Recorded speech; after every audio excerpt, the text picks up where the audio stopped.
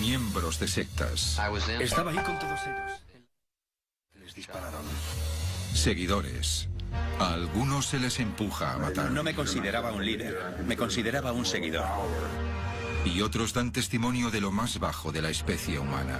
Aquel día Youngstown fue la definición de agonía. Todos sufren las consecuencias de la ciega lealtad. No puedes pensar diferente. Es un cautiverio. Existe una escala para medir los rincones más oscuros del comportamiento humano. Evalúa el crimen y la mente del criminal. Desde asesinos impulsivos hasta asesinos en serie, esta escala de 22 niveles intenta determinar quién tiene el perfil de un psicópata.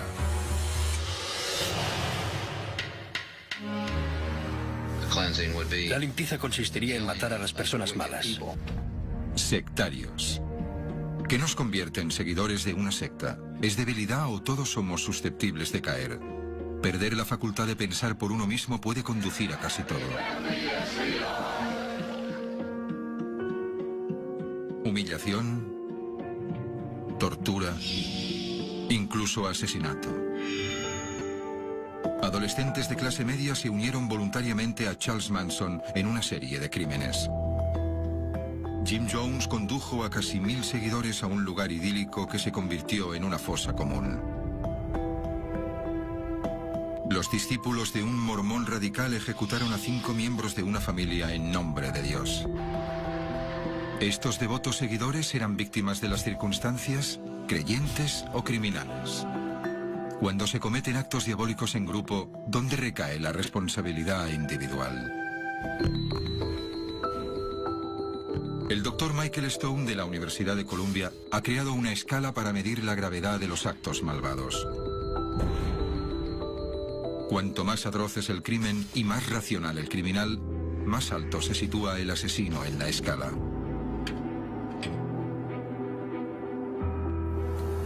Mi escala me ayuda a navegar por las aguas bastante turbias del crimen violento.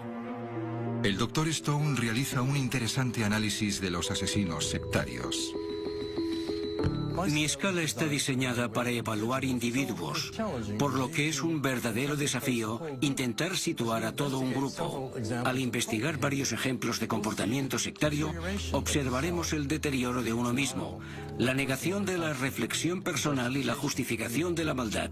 ¿Cómo se explicaría la devoción de Ron Luft por un líder de una secta religiosa violenta?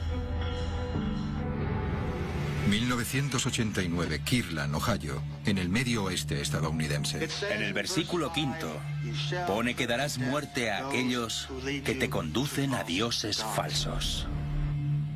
Jeffrey Langren lideró una secta escindida de la Iglesia Reorganizada de Jesucristo de los Santos de los Últimos Días, los mormones. Esperaba organizar una revolución para crear el paraíso en la tierra.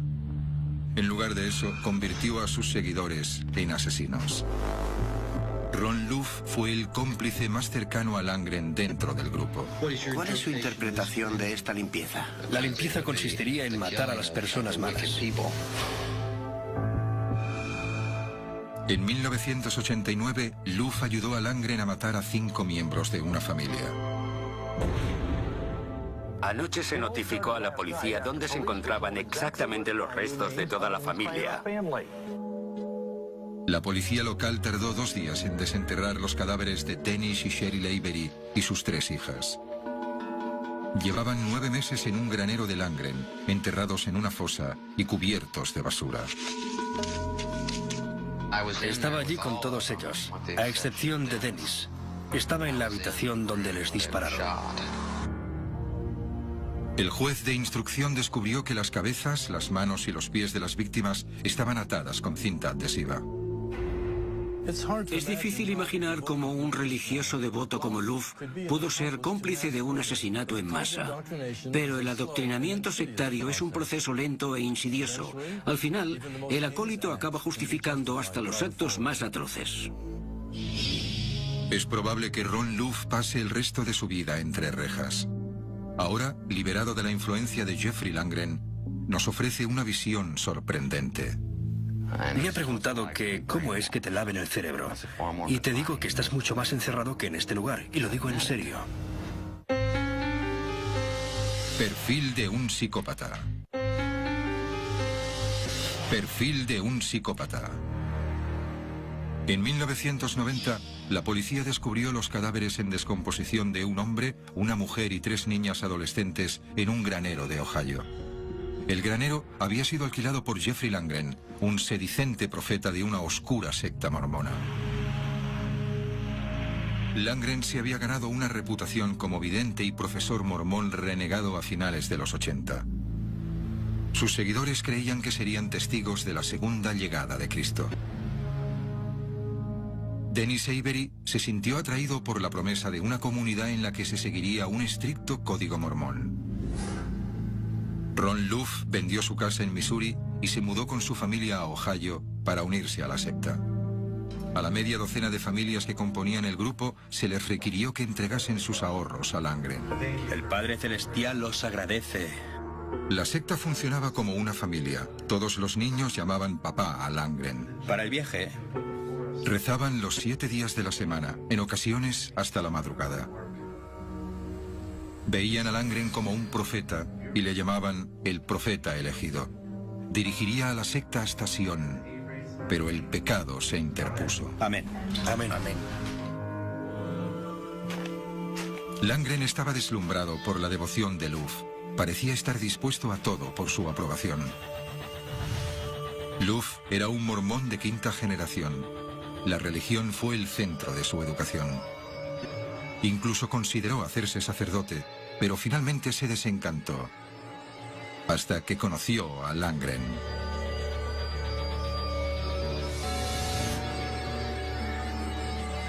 El estatus de Luff creció dentro del grupo. Langren le daba asesoramiento personal, confiaba ciegamente en Luff y esperaba una estricta lealtad a cambio. Básicamente lo que me dijo es que iba a ser el portavoz. Así se me planteó el problema de ser el segundo de a bordo. En una secta, la jerarquía desempeña un papel importantísimo. La subida al poder de Luff, como mano derecha de Langren, le embriagó. Cegó moralmente a Luff. Langren descubrió que Dennis Avery había retirado dinero de los ahorros de la secta. Su mujer, Cheryl, era testaruda y los niños revoltosos. En opinión de Langren, todos eran pecadores. Langren invitó a los Avery a cenar. Me dijo que quería que fuesen por orden de mayor a menor al granero. Y yo fui el que los llevé. Luff y el resto de los hombres de la secta sabían que los Avery iban a ser asesinados. Langren lo había ordenado. La llevé, la metí en el agujero. Le dije que estuviera tranquila y dejé que ocurriera. ¿Cómo pudo Ron Luff justificar la ejecución de toda una familia? El Dr. Stone viajó a Ohio para analizar la mente de este exmiembro de la secta. Quería descubrir cómo la lealtad podía llevar al asesinato.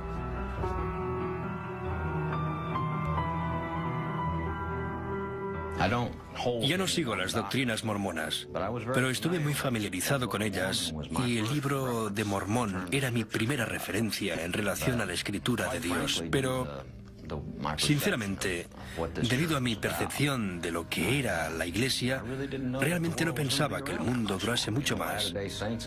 Los santos de los últimos días suponen que el mundo está llegando a su fin. Cuando me mudé allí no tenía dónde vivir, no tenía trabajo, no sabíamos dónde íbamos a dormir la noche que llegué a la ciudad. Se suponía que nos movía la fe, y por lo que dijeron, los demás habían hecho lo mismo. Así que me lancé. Y recuerdo que me temblaba la mano cuando escribí la carta de renuncia a la fábrica en la que trabajaba en Missouri y les avisé con 2 semanas de antelación. ¿Y había sido designado como el número 2 con anterioridad? No, y sinceramente en realidad siempre había rechazado la idea de serlo. La gente acababa asignada en ciertos roles, pero eso no significa necesariamente que ya lo tuvieran. No intento evadirme de nada, asumo absolutamente la responsabilidad en todo este asunto y mi implicación en él. Lo que digo es que es erróneo llamarme su mano derecha porque no creo que realmente lo fuera. Al final, Jeff se hizo con el poder sobre el grupo, incluido usted, por lo que deduzco cómo ejerció su poder. Básicamente porque llegamos a la conclusión, en la medida en que él lo forzó, de que era el profeta elegido. Cuando le involucró y le engañó para ser cómplice del asesinato, ¿en qué pensaba? Sentía que era mi deber, como alguien que tenía que hacer cumplir una sentencia. Y uno de los mitos sobre este tipo de situaciones es que destruye la voluntad. Pues no es así, simplemente se manipula la voluntad. Dios no tenía una gracia misericordiosa.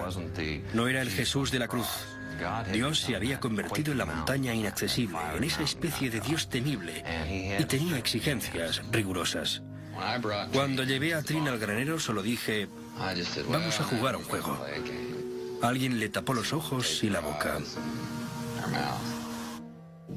¿Qué pensaba, si es que se permitía pensar algo, mientras llevaba a esta familia, uno por uno, al granero? Permitirse pensar algo. ¿Disculpe?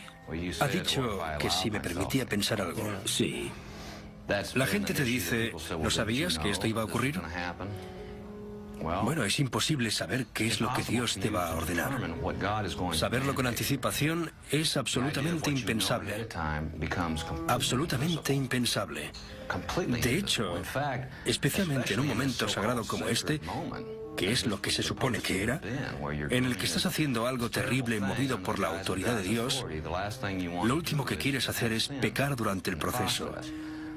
Y hubiera sido un pecado pensar que sabía lo que iba a pasar una vez que estuvieran dentro. Un momento, ¿hubiera sido un pecado que usted supiera que los iba a disparar? ¿Por qué?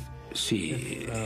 Porque no me correspondía a mí decidir su destino. Ya, pero si pensaba que su muerte era justa, no sería un pecado. No, el pecado no era si iban a morir o no. El pecado era pensar que sabía lo que iba a ocurrir.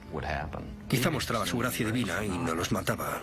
Después del primer disparo, en su mente sabría que los otros 4 iban a correr la misma suerte. ¿Por qué? Bueno, por lógica, sí. Eso era pensar por ti mismo.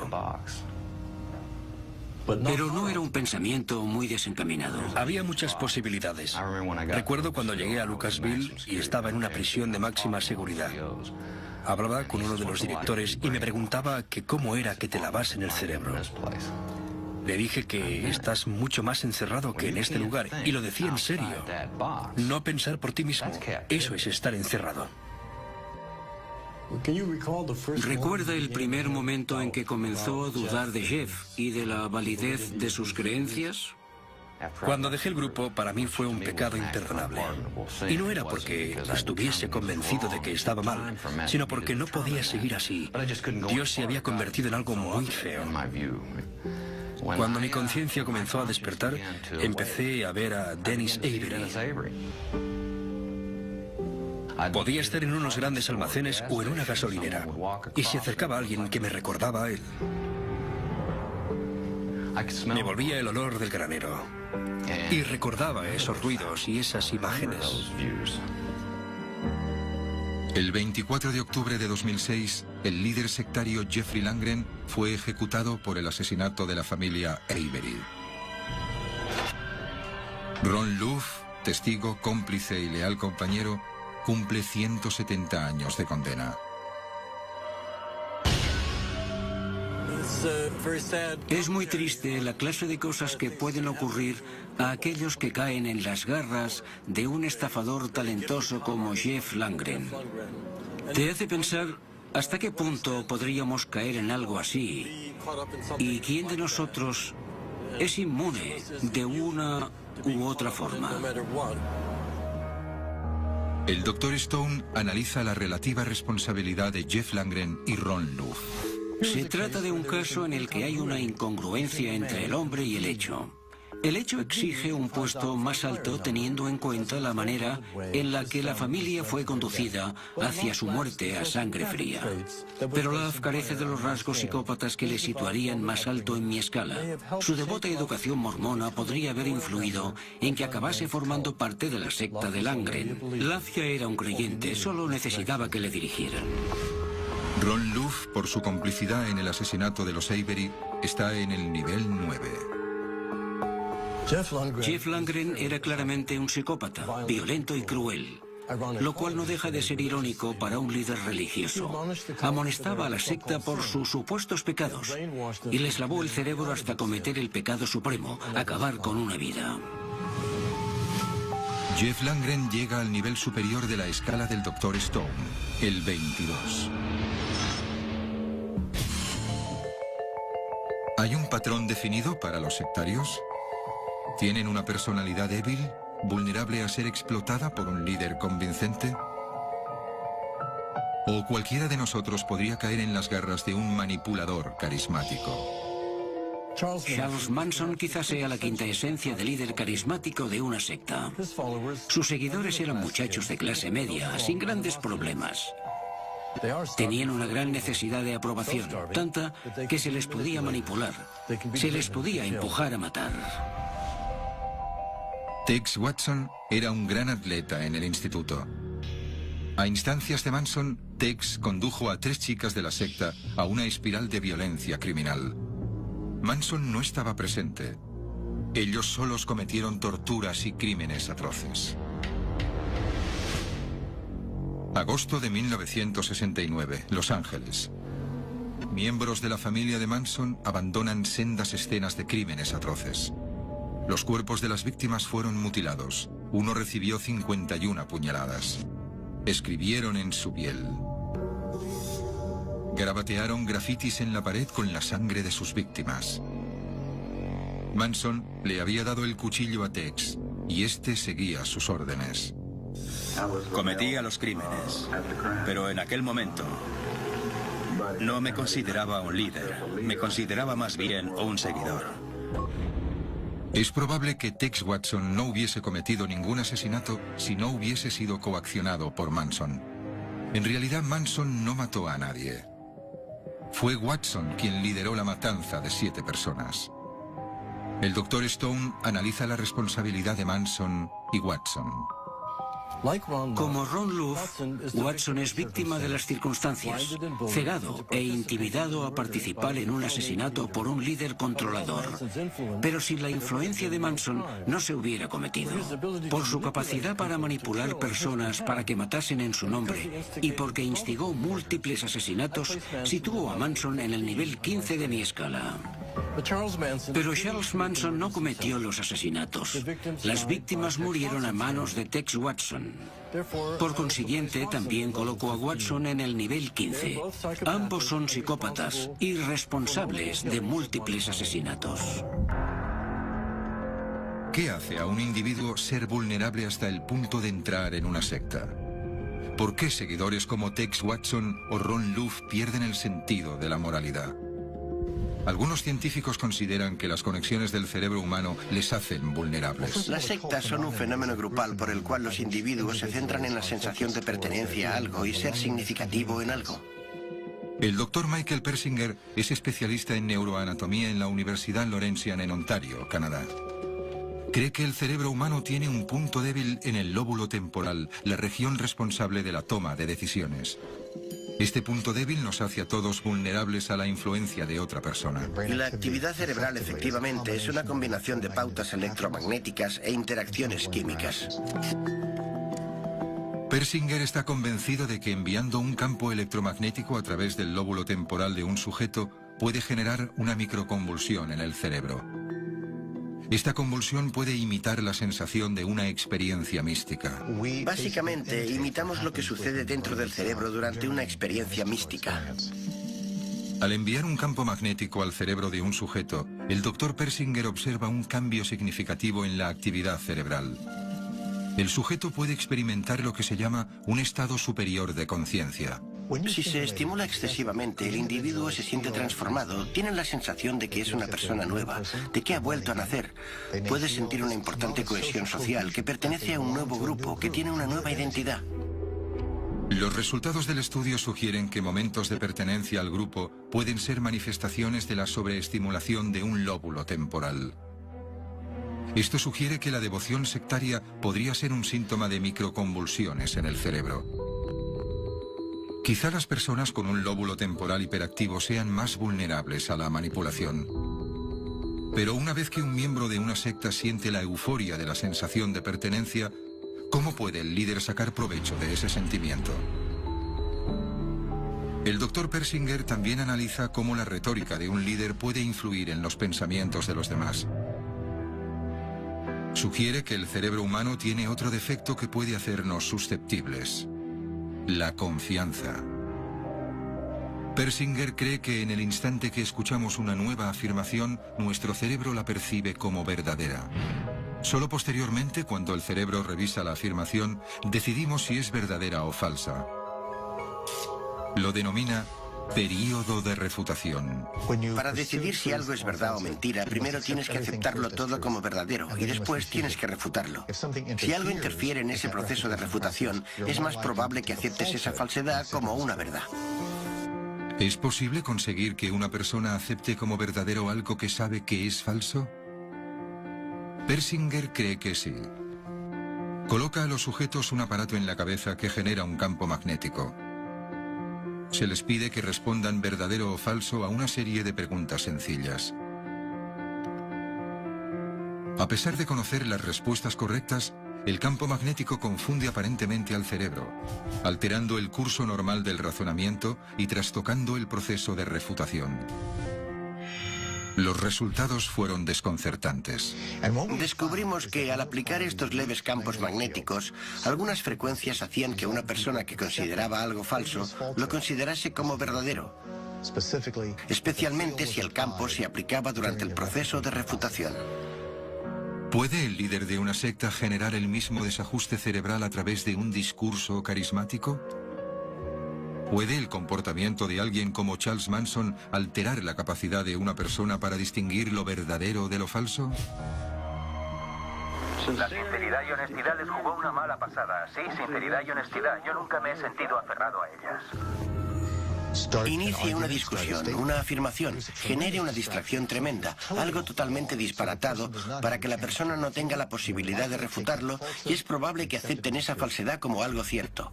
Y entiendo por las descripciones que hay de Manson que era conocido por tener ese perfil concreto.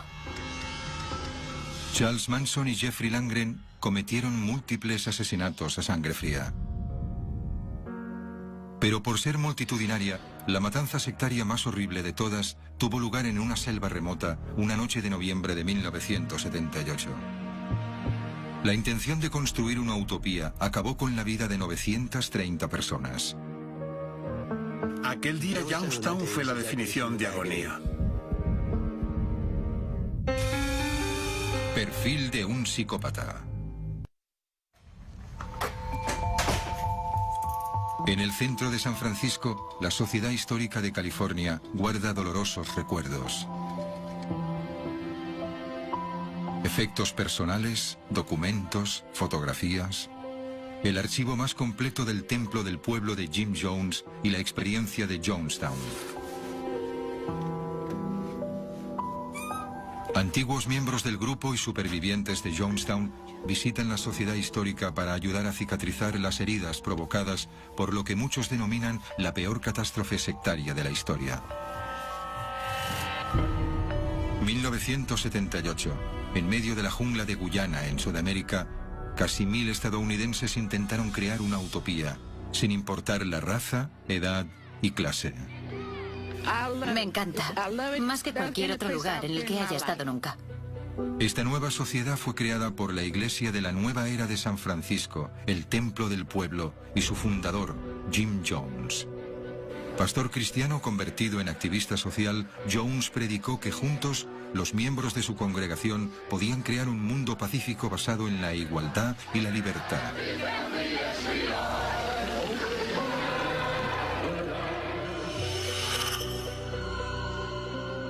El 18 de noviembre de 1978, casi todos los residentes de Jonestown murieron en lo que se recuerda como un acto trágico de suicidio colectivo. ¿Qué condujo a estas personas optimistas a su muerte? Más de 900 personas siguieron a Jim Jones a una fosa común. ¿Se quitaron la vida voluntariamente? Jonestown se recuerda como una tragedia inconcebible. Es el ejemplo máximo de hasta qué punto se puede manipular una mente sectorizada. Pero, ¿qué poseyó a los habitantes de Jonestown? ¿Qué nos muestra Jonestown de la manera de funcionar de las mentes de los miembros de la secta y de por qué estaban dispuestos a seguir las órdenes de Jim Jones? De las casi 1000 personas que había en Jonestown ese terrible día de 1978, Tim Carter es uno de los pocos supervivientes, testigo de la susceptibilidad de la mente de un miembro de una secta.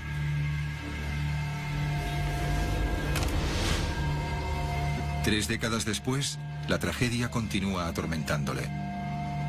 El Dr. Stone viaja a San Francisco para conocerle. El motivo por el que queríamos hablar con usted es porque es uno de los pocos supervivientes de lo que comenzó como una utopía y acabó como una distopía. Yo estaba comprometido con la causa y para mí la causa era intentar construir una comunidad que permitiese a la gente vivir en paz. Cuando echo la vista atrás, veo claramente alertas de peligro y elegí racionalizarlas e ignorarlas, lo que me resulta muy doloroso. Tim Carter poseía una estricta educación católica. Su padre era alcohólico. Nada de lo que Tim hacía parecía suficiente, así que buscaba constantemente la aprobación en otras disciplinas. Era un atleta con talento y consiguió 4 medallas en una competición estatal de atletismo, pero no impresionó a su padre. El éxito de Tim solo generaba críticas.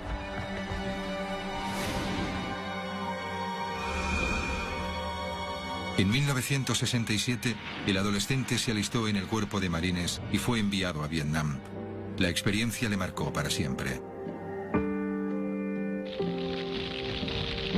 Sobrevivió dispuesto a tomar las riendas de su vida, pero hasta ese momento solo sabía buscar aprobación.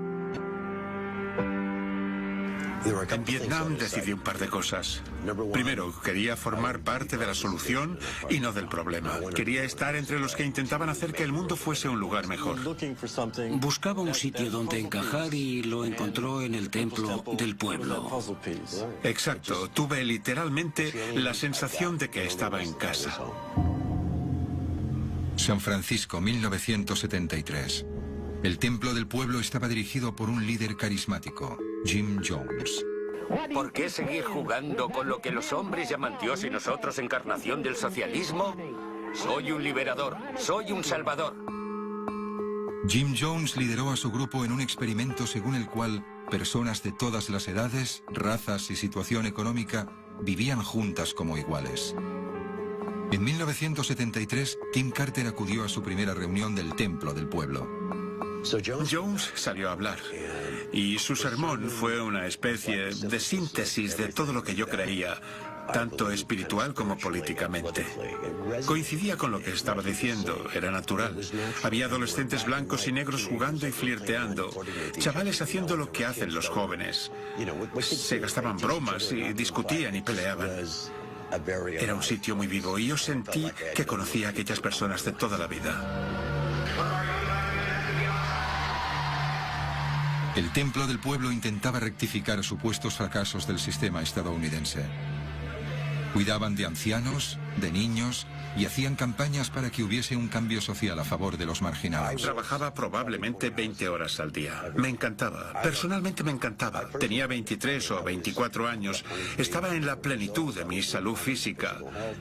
Y como éramos gente saludable en el sentido de que lo podía ver con mis propios ojos, eso reforzaba lo que creía, ya que al contrario que muchos de mis amigos que hablaban de cambio, yo estaba colaborando para que ese cambio fuese efectivo. Tim Carter convenció a su hermana mayor y a su hermano adolescente a unirse al templo del pueblo. Además, estaba enamorado de otro miembro, Gloria Maxim. La pareja tuvo un hijo. El templo del pueblo se estaba convirtiendo en la vida de Carter, pero con el tiempo también atisbó aspectos más oscuros de la personalidad de Jim Jones. Al echar la vista atrás, veo claramente lo que eran señales de alerta, no de advertencia, sino de alerta roja. ¿Cuál sería la primera alerta? Recuerdo que trajeron vino y nosotros no bebíamos, no fumábamos. Él dijo que quería que todo el mundo bebiera de ese vino. Le dije, claro, lo probaré. Así que bebí un trago y él dijo, vale, ya estamos envenenados. Entonces, mi primera reacción fue, Dios mío. Y la siguiente fue, ¿está pasando realmente?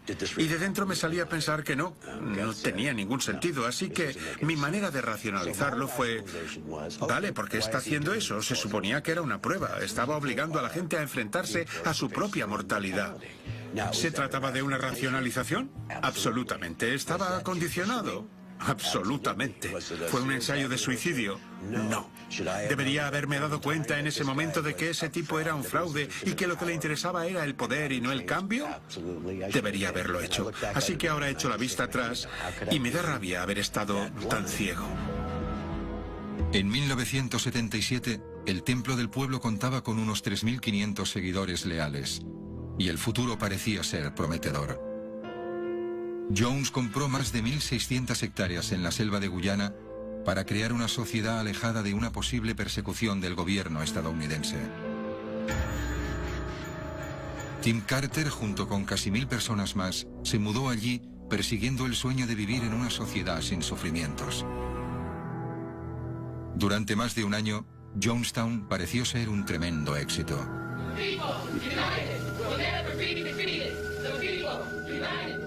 Personas de razas, clases y condiciones distintas trabajaban y vivían juntas en armonía. Tim Carter era una de ellas. Puedes sentarte y pasar el día hablando, y es imposible describir la paz, la belleza, la sensación de éxito y de responsabilidad y la camaradería que hay aquí. Es sobrecogedor. Gloria, la mujer de Carter, dio a luz a su hijo Malcolm en Jonestown. Pero Carter comenzó a percibir señales inquietantes. Todo cambió. El comportamiento de Jones era distinto, se volvió más oscuro y más sensible. Jones estaba agobiado. Empezó a abusar de las drogas. Se volvió paranoico y predicaba que el gobierno de Estados Unidos estaba planeando la destrucción de Jonestown. Es exactamente lo que quiere la CIA. Están intentando provocar un incidente. Quieren un incidente. Controlaba a la población de Jonestown a través de la manipulación y el miedo, e incluso llevó a cabo ataques falsos para aglutinar a la gente. Disparó a miembros de la comunidad, literalmente nos dispararon. Para crear una atmósfera concreta. Exacto, pero nunca, ni una sola vez, pensé que el líder había enviado a alguien a la jungla para volarnos la cabeza. Los habitantes de Jonestown estaban unidos por las mismas creencias políticas y sociales, pero la sensación de identidad de grupo aumentó debido al aislamiento extremo en medio de la jungla y por los constantes sermones paranoicos de Jim Jones. La mentalidad de grupo desafiaba lo que un individuo consideraría racional. Así funciona una secta. Son algunos obsequios solicitados. Acabamos de llegar. Parientes de algunos de los residentes de Jonestown consideraban que no era una utopía idílica, sino una secta peligrosa, y que Jim Jones mantenía prisioneros a sus seres queridos. El congresista Leo Ryan, acompañado de varios miembros de su equipo y de periodistas, visitó Jonestown para investigar estas acusaciones. Al parecer, Jones consideró que el congresista era la personificación de sus fantasías paranoicas. Mientras Ryan estaba en Jonestown, algunos miembros de la secta se le acercaron y le expresaron su deseo de irse. Los desertores fueron con el congresista a una pista de aterrizaje cercana. Jones envió guardias armados tras ellos. Hubo disparos.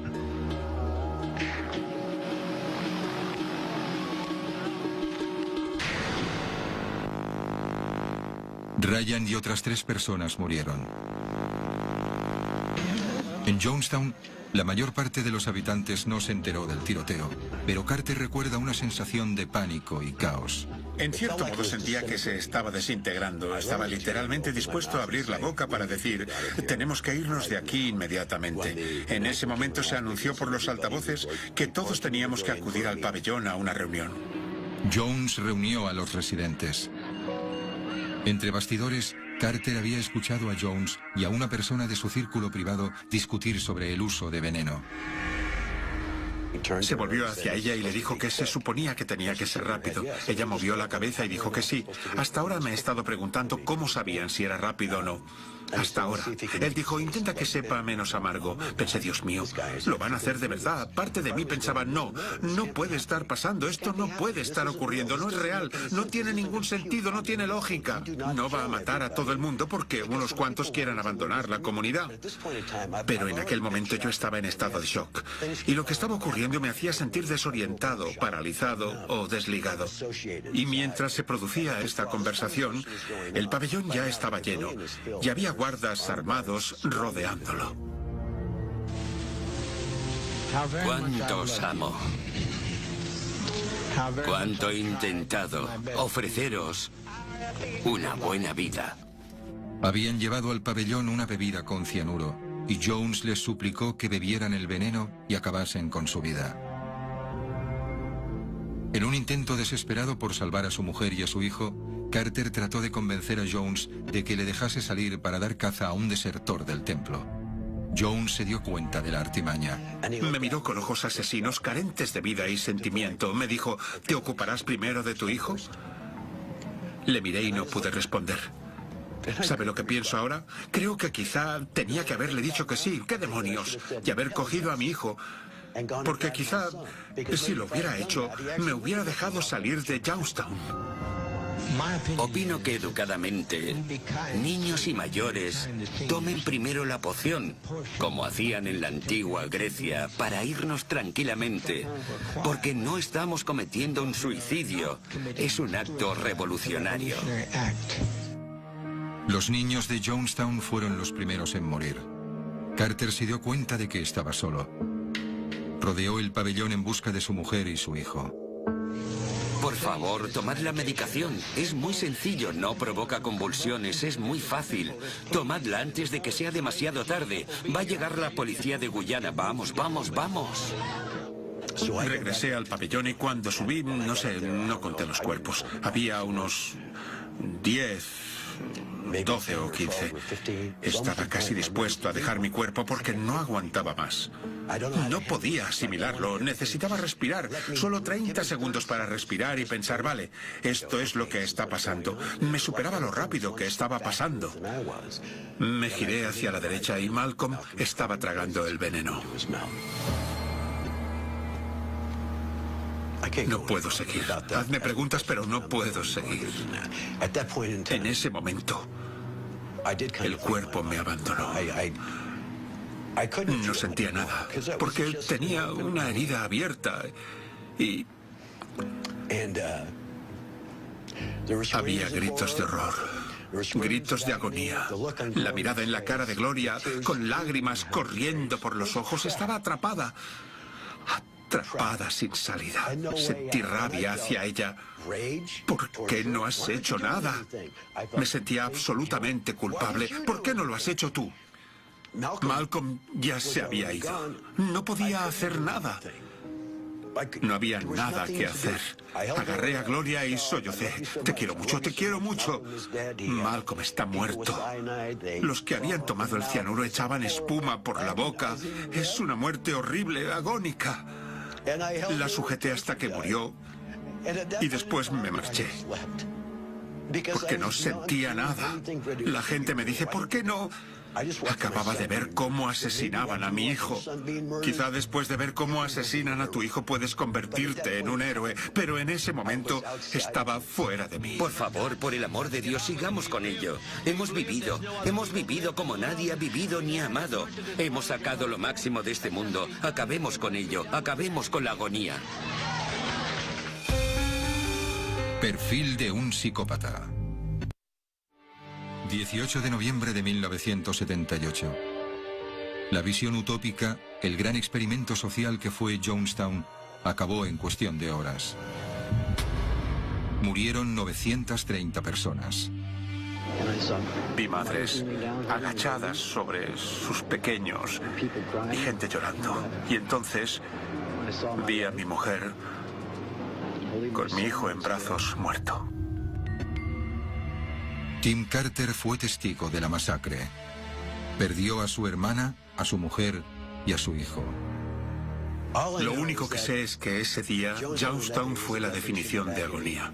Y pasara lo que pasara, no fue una especie de homenaje grandioso a Jim Jones, porque todos quisieran morir. Cuando se dice que estaban convencidos, cuando piensan en Jonestown como un montón de gente gritando "vamos a morir porque amamos a nuestro padre", no tienen razón. Carter volvió a Jonestown 2 días después de la matanza para identificar los cadáveres.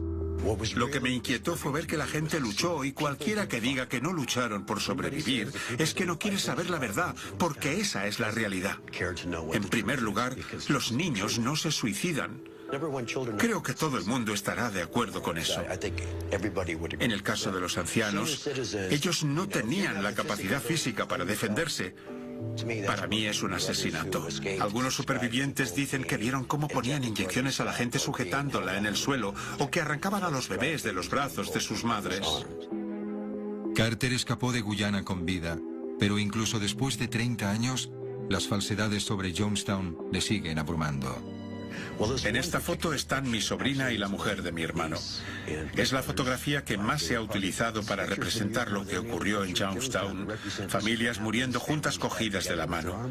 Aún así, para mí, o para los que estuvimos allí, era evidente que está trucada, que colocaron los cuerpos, y estoy seguro de que lo hizo Jones. Estoy convencido de que orquestó todo lo que ocurrió aquel día, según lo que quería enseñar al mundo.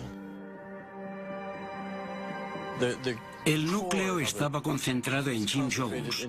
Según nos acercamos al núcleo, la gente está más implicada. Exacto. Sin duda, los más cercanos a él eran los más cómplices. Porque alguien tuvo que traer el cianuro. Alguien me preguntó que quién había matado a mi hijo. No salvé a mi hijo. No le salvé, pero ¿maté a mi hijo? No.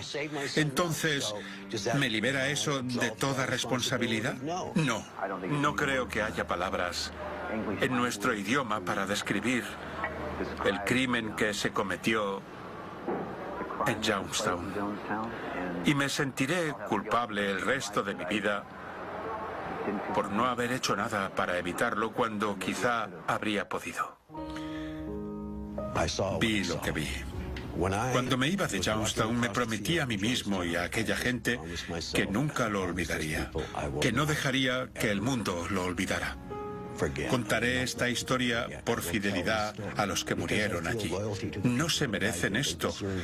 Por muchos defectos que tuviéramos como grupo, por muchos defectos que tuviéramos como personas, no nos merecemos esto históricamente. Porque lo que ocurrió allí no fue un suicidio colectivo, fue un asesinato colectivo. Las acusaciones de Carter de que se cometieron asesinatos en Jonestown influirán totalmente en el puesto en el que colocaré estos crímenes en mi escala. Previamente, había colocado a Jim Jones en el nivel 12 por manipular casi a 1000 personas para que se suicidaran. Pero con la nueva información de Tim Carter, según la cual Jones y sus cómplices asesinaron a cientos de personas sistemáticamente y dispararon a un diputado del Congreso de Estados Unidos, tengo que reevaluar sus crímenes con esta información en mente. Por este motivo, el Dr. Stone coloca a los miembros criminales de Jonestown en el nivel 15, por cometer a sangre fría múltiples asesinatos. Pero el Dr. Stone coloca a Jim Jones en un lugar mucho más alto.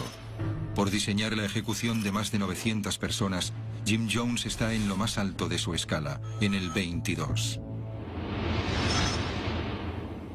Los seguidores de las sectas cumplen las órdenes de líderes carismáticos con una lealtad inquebrantable. Examinando a los líderes y comparando la naturaleza de los seguidores y la gravedad de sus crímenes, el Dr. Stone adquiere una nueva visión acerca de la dinámica de la maldad humana. Analizar una mente grupal nos ayuda a aprender mucho acerca de una individual. Cómo se puede reestructurar la propia moralidad, responsabilidad y debilidad cuando se está inmerso en una secta. Significa una advertencia para que seamos conscientes de nuestra propia vulnerabilidad y para saber lo susceptibles que podemos ser todos si nos vemos atrapados en una secta.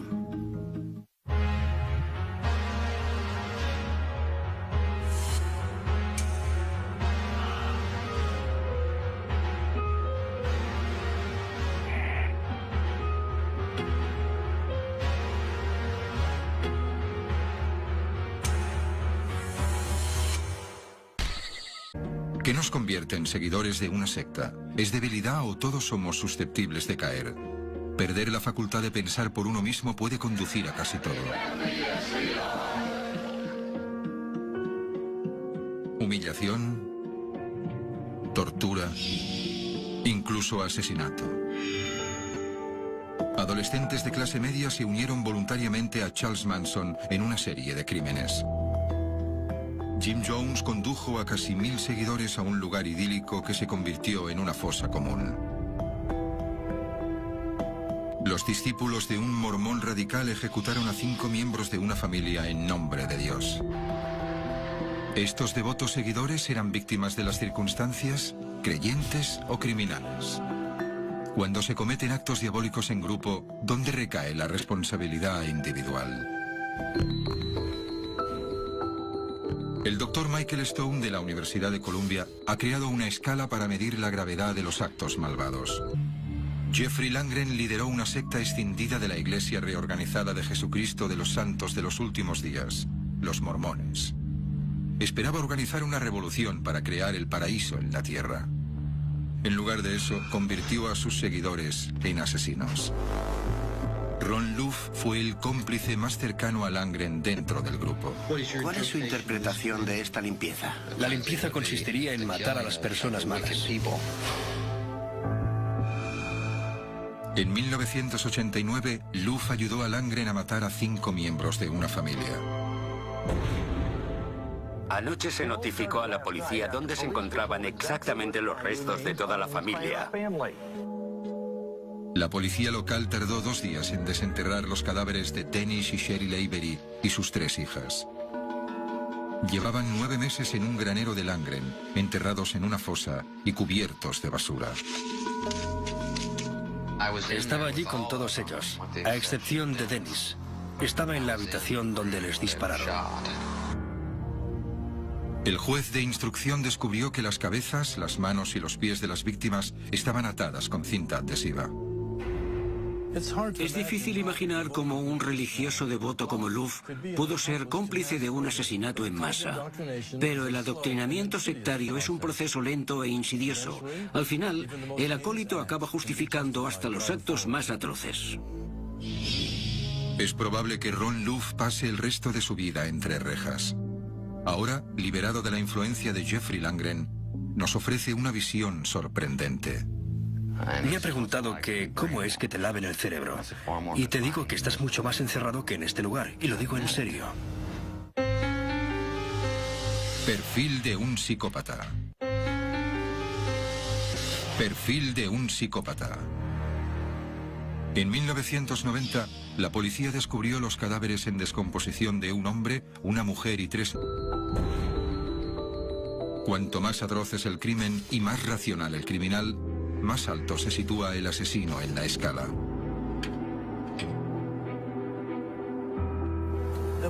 Mi escala me ayuda a navegar por las aguas bastante turbias del crimen violento. El Dr. Stone realiza un interesante análisis de los asesinos sectarios.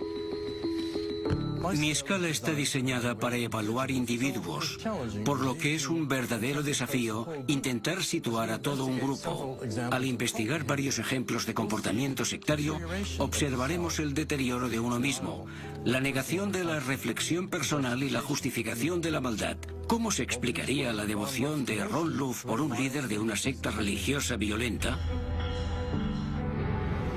1989, Kirtland, Ohio, en el medio oeste estadounidense. En el versículo 5 pone que darás muerte a aquellos que te conducen a dioses falsos.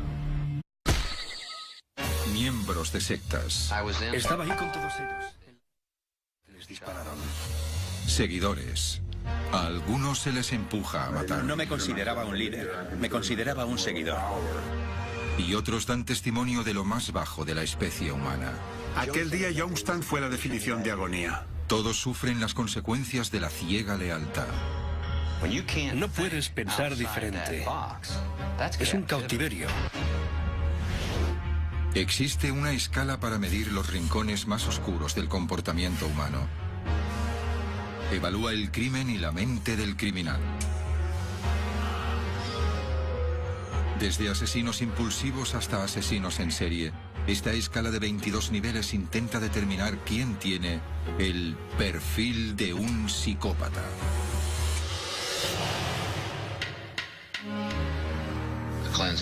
La limpieza consistiría en matar a las personas malas. Sectarios.